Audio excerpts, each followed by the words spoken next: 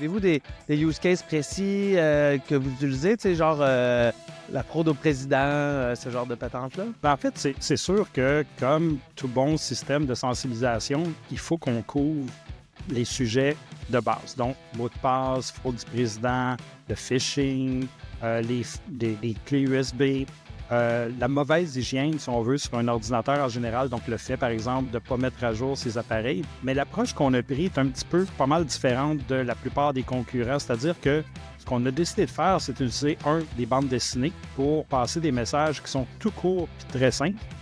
Deuxièmement, d'ajouter des jeux au travers de tout ça. Puis quand je dis jeux, c'est vraiment des jeux dans lesquels les gens apprennent à mieux se défendre en complétant, si on veut, différents challenges.